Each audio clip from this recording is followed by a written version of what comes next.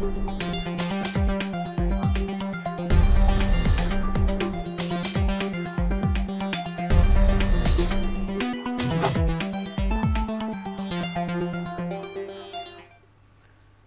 কর্মসপ্তাহ শুরু হলো আজ। দেশের অর্থনীতি একটি আনকরা সপ্তাহ শুরুর আগে কোন অবস্থানে আছে? কাঁচাবাজার, বন্দর থেকে শুরু করে ব্যাংকপাড়া, সেই তথ্য জানাতে আমাদের আয়োজন বৌনি। সঙ্গে আছে আমি সাজিদ আরাফাত। দর্শক, শুরুতে জানতে চাই শাহজালাল আন্তর্জাতিক বিমানবন্দরে যে কার্গো ভিলেজে ভয়াবহ আগুনের ঘটনা, সেই আগুনের ঘটনার একটি তথ্য আমরা জানতে চাই। হযরত শাহজালাল আন্তর্জাতিক বিমানবন্দরের কার্গো ভিলেজে ভয়াবহ আগুনের ঘটনায় এখন পর্যন্ত $1 বিলিয়ন ক্ষতির আশঙ্কা করছেন ব্যবসায়ীরা। যদিও এখন পর্যন্ত পূর্ণাঙ্গ যে ক্ষয়ক্ষতি সেটির পরিমাণ এখনও বিস্তারিত আসেনি, তবে অনেকে আশঙ্কা করছেন এবং সেই সঙ্গে প্রভাব পড়তে পারে আমদানি রপ্তানিতেও। সে বিষয়গুলো একটু আমরা দেখে নিতে চাই যে কার্গো ভিলেজে যে আগুন লাগলো গতকালকের যে ভয়াবহ অগ্নিকাণ্ড, সেখানে কার্গো ভিলেজে কি কি থাকে সেটি নিয়েও কিন্তু অনেকের কৌতূহল রয়েছে। আমরা জানি যে সেখানে পোশাক, ফার্মাসিউটিক্যাল, অ্যাক্সেসরিজ, মেশিনারিজ, কৃষি ও কমার্শিয়াল আমদানিকারকদের যে কাঁচামাল, সেই কাঁচামাল পণ্যগুলো যারা আমদানি করেন কিংবা রপ্তানি করবেন, সেই বিষয়গুলো, সেই পণ্যগুলোই কিন্তু কার্গো ভিলেজে থেকে থাকে এবং তৈরি পোশাক খাতের প্রায় 5 শতাধিক রপ্তানিকারকের মালামাল সেখানে ছিল এমনটি ধারণা করা হচ্ছে এবং তৈরি পোশাক ও টেক্সটাইল খাতের মালামাল প্রায় 1/3, অর্থাৎ যে পরিমাণ পণ্য সেখানে থাকে তার মধ্যে তৈরি পোশাক এবং টেক্সটাইল খাতের মালামাল কিন্তু 1/3 বলা হচ্ছে এবং 60টির বেশি আন্তর্জাতিক এয়ার কার্গো কুরিয়ার সেবা। এবং সেখানে আমরা দেখছিলাম যে অনেকগুলো কুরিয়ার সেবার যে বিষয় ছিল সেখানে, সেটির সংখ্যা 60টির মতোই বলা হচ্ছে এবং প্রত্যক্ষ পরোক্ষভাবে $1 বিলিয়ন আমদানি রপ্তানিতে ক্ষতির আশঙ্কা করা হচ্ছে। যারা ব্যবসায়ী রয়েছেন, যারা C&F এজেন্ট রয়েছেন, আমরা গতকাল থেকে আমাদের সহকর্মীদের মাধ্যমে সেই তথ্যগুলো জানানোর চেষ্টা করছিলাম। কী পরিমাণ ক্ষয়ক্ষতি হতে পারে সেটি এখনও কিন্তু বিস্তারিত আসেনি, তবে ব্যবসায়ীরা, বিভিন্ন ব্যবসায়ী সংগঠন যারা রয়েছেন তারা এটি আশঙ্কা করেছেন $1 বিলিয়ন ক্ষতির যে আশঙ্কা, এবং আগুনের ঘটনা বিদেশি বায়ারদের উদ্বেগ বাড়াতে পারে বলেও তারা আশঙ্কা করছেন। চট্টগ্রাম বন্দরে চলছে অচলাবস্থা। মাশুল এবং বন্দরে গেট পাস ও যানবাহন প্রবেশ ফি বাড়ানোর প্রতিবাদে চট্টগ্রাম বন্দরের কার্যক্রম এক প্রকার অচল হয়ে পড়েছে। বন্ধ রয়েছে সড়ক পথে চট্টগ্রাম বন্দর থেকে পণ্য ডেলিভারি ও সারা দেশে পণ্য পরিবহন। আমরা একটু দেখে আসতে চাই, ঢাকায় যখন এয়ারপোর্টের এই অগ্নিকাণ্ডের ঘটনা ঘটল, ঠিক সেই সময় চট্টগ্রাম বন্দরেও কিন্তু একটা অচল অবস্থা দেখতে পাচ্ছি আমরা। 4 ঘন্টার কর্মবিরতি সেখানে চলছে এবং শিপমেন্ট ব্যাহত হচ্ছে।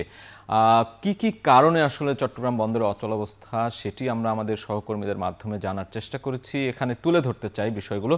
গেট পাস ও যানবাহন প্রবেশ ফি বৃদ্ধি নিয়ে অসন্তোষ, সেখানে এই কারণেই কিন্তু কর্মবিরতি চলছে আমরা দেখছি সকাল থেকেই, এবং যার ফলেই বন্দরের যে স্বাভাবিক কার্যক্রম সেই কার্যক্রম কিন্তু ব্যাহত হচ্ছে এবং গাড়ি প্রবেশের মাশুল প্রায় 4 গুণ বৃদ্ধি করা হয়েছে।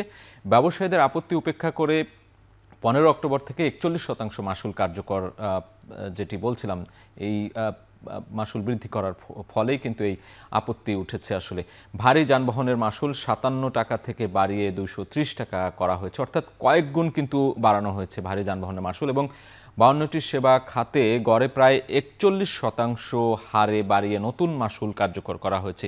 আর এই মাশুল কার্যকর ফলেই কিন্তু, নতুন কার্যকর করার ফলেই কিন্তু চট্টগ্রাম বন্দরে অচল অবস্থা দেখা দিয়েছে। এ পর্যায়ে ব্যাংকের খবর জানতে চাই। নতুন ব্যাংক গঠনে কাজ শুরু করেছে সরকার। আইন মন্ত্রণালয়ের অনুমোদন পেলে বাংলাদেশ ব্যাংকের অনাপত্তি পত্র নেওয়া হবে। আর এই ব্যাংক গঠনে 20,000 কোটি টাকা মূলধন যোগান দেবে সরকার। এদিকে বিভিন্ন সূত্র বলছে এই ব্যাংকের মালিকানা থাকবে সরকারের হাতে। আমরা একটু দেখে আসতে চাই নতুন ব্যাংকের নাম কি হবে, কি প্রস্তাবনা রয়েছে সেই ব্যাংকে।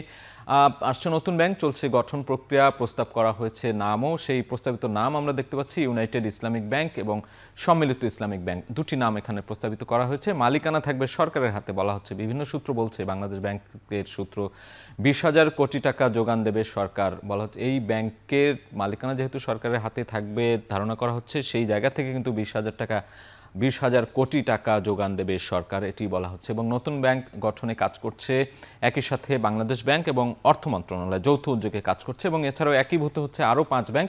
সেই 5টি ব্যাংকের নাম আমরা দেখতে চাই।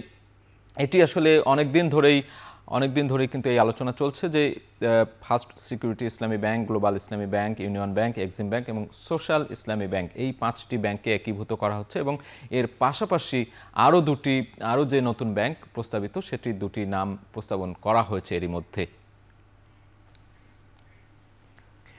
2025-26 অর্থ বছরের প্রথম 3 মাসে জাতীয় রাজস্ব বোর্ড এনবিআর-এর মোট আদায় 90,825 কোটি টাকা, যা যে কোনো অর্থ বছরের প্রথম 3 মাসের তুলনায় বেশি বলে জানিয়েছে প্রতিষ্ঠানটি। আমরা একটু দেখে আসতে চাই কোন সময়ে কত আয় হয়েছে, অর্থাৎ যেটি বলছিলাম যে এনবিআর-এর রেকর্ড আয় 2025-26 অর্থ বছরের প্রথম 3 মাসের কথা বলছিলাম।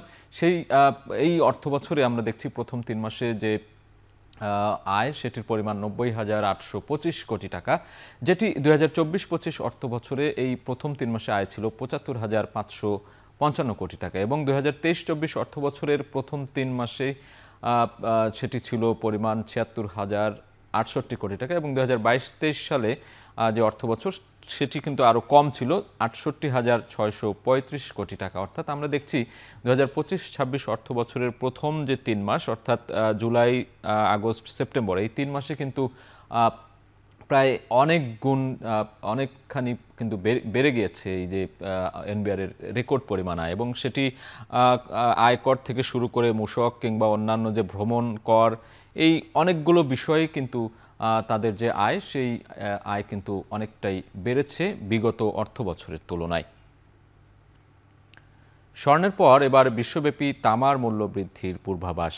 গবেষণা সংস্থা বিএমআই ধারণা করছে 2025 সালে বিশ্বব্যাপী সরবরাহ বিঘ্ন ও শিল্প খাতে ঊর্ধ্বমুখী চাহিদায় ধাতব পণ্যটির গড় মূল্য বাড়তে পারে। আমরা একটু দেখে আসতে চাই কি পরিমাণ দাম বাড়তে পারে, বর্তমান মূল্যই বা কেমন রয়েছে। তামার দাম বৃদ্ধির পূর্বাভাস বলছে বিভিন্ন গবেষণা সংস্থা। বর্তমান মূল্য প্রতি টন অনুযায়ী আমরা দেখছি $9,609 এবং 2026 সালে সেটির দাম বেড়ে দাঁড়াতে পারে টন প্রতি $9,650,000, অর্থাৎ $9,609 থেকে ঠিক 1 বছর পর $9,650, অর্থাৎ প্রায় কিন্তু 50,000-এর মতোই $1,000 কিন্তু বৃদ্ধি পেতে পারে এবং 2034 সালে সেটির দাম বেড়ে দাঁড়াবে $17,000। দেখা যাচ্ছে যে বেশ অনেকটাই কিন্তু দাম বাড়তে যাচ্ছে এবং বিএমআই একটি প্রতিষ্ঠান, তারা এই গবেষণা করে সেই পূর্বাভাসের কথা বলছে।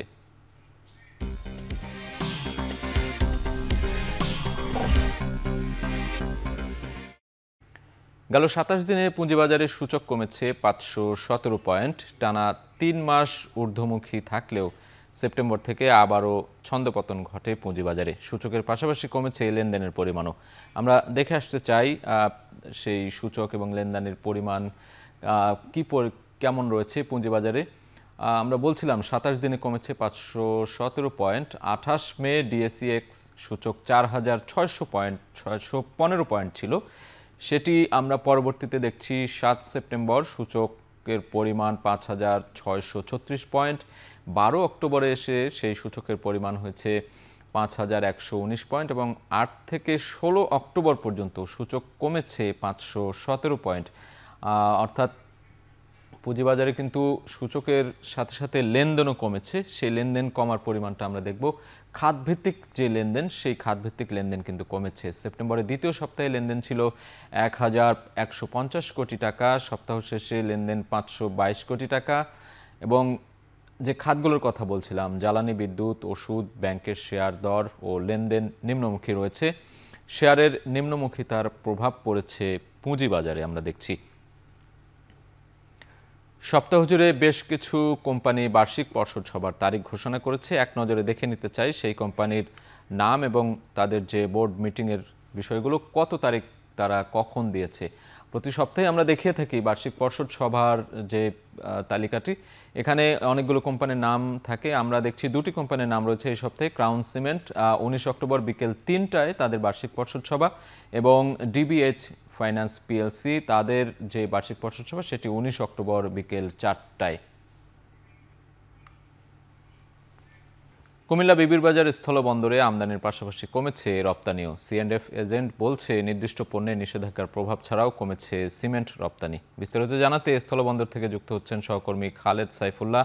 খালেদ, আপনি বিবিরবাজার স্থলবন্দরে রয়েছেন, সেখানে আমদানি রপ্তানির সার্বিক চিত্র কি জানাবেন আমাদেরকে? সাজিদ, কুমিল্লা বিবির বাজার স্থলবন্দরটি একটি সম্ভাবনাময় জায়গায়। কুমিল্লা ঢাকা চট্টগ্রাম মহাসড়কের 10 কিলোমিটার দূরে এটির অবস্থান এবং চট্টগ্রাম বন্দর থেকে এই এখানে যদি পণ্য রপ্তানি করা হয় তাহলে কিন্তু এই বন্দর বিশেষ সুবিধা পায়। সেরকম একটি দূরত্বে ঢাকা চট্টগ্রাম মহাসড়কের পাশে এই বন্দরটি থাকলেও কিন্তু বিগত সময়ে আমরা দেখতে পাচ্ছি যে ভারতের বেশ কিছু নিষেধাজ্ঞার কারণে কিছু পণ্যের তার কারণে কিন্তু এই বন্দরের ব্যবসায়ীরা আমদানি এবং রপ্তানিতে খুব বেশি লাভবান হচ্ছে না এবং অনেকে নিরুৎসাহিত হচ্ছেন।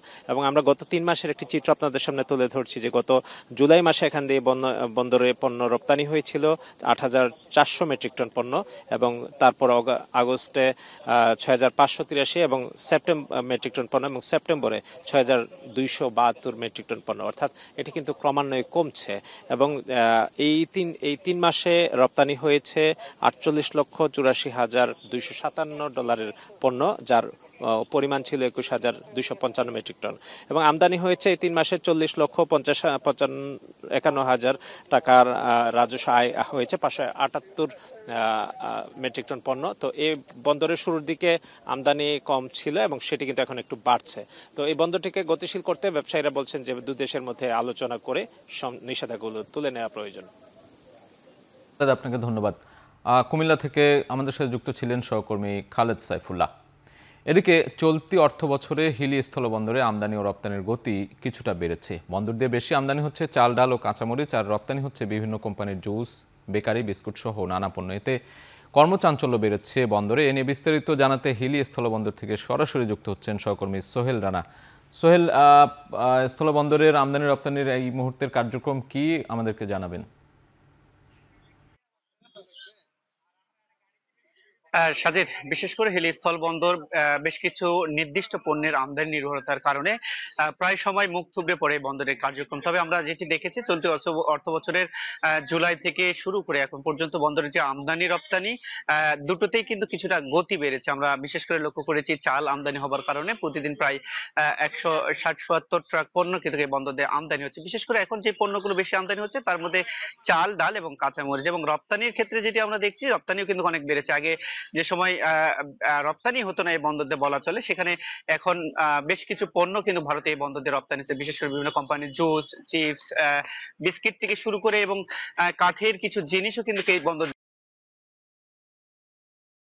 গতকাল পর্যন্ত কি পরিমাণ পণ্য এই বন্দরে আমদানি হয়েছে এবং রপ্তানি হয়েছে সেটি কার্যক্রমের তথ্য রয়েছে যে জুলাই থেকে 18 অক্টোবর পর্যন্ত পণ্য আমদানি হয়েছে প্রায় 2,25,000 মেট্রিক টন, যেখান থেকে সরকার রাজস্ব পেয়েছে প্রায় 150 কোটি টাকার মতন। এবং রপ্তানি খাতে যেটা আমরা দেখেছি যে রপ্তানি হয়েছে 8,000 টন পণ্য রপ্তানি হয়েছে, যেখান থেকে প্রায় 63 কোটি টাকা সরকার রাজস্ব আদায় করেছে। তো সব মিলিয়ে বলা চলে যে আমদানি রপ্তানির যে গতি সেটি কিন্তু বেশ বেড়েছে, যার কারণে বন্দরের শ্রমিক, ব্যবসায়ী এবং অন্যান্য যে রয়েছেন তাদের কিন্তু একটা কর্মপ্রাণ চঞ্চলতা তাদের মাঝে ফিরেছে আমরা দেখেছি। তবে ব্যবসায়ীদের একটি দাবি রয়েছে, তারা বলছেন যে আসলে বন্দরটি নির্দিষ্ট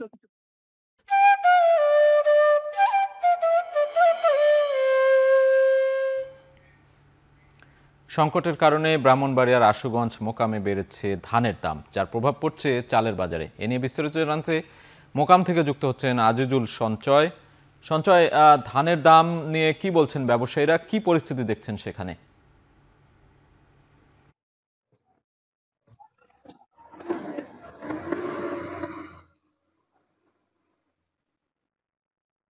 সাজিদ, আশুগঞ্জের মেঘনাপাড়ের এই ধানের হাটটি দেশের পূর্বাঞ্চলের সবচেয়ে বৃহৎ মোকাম।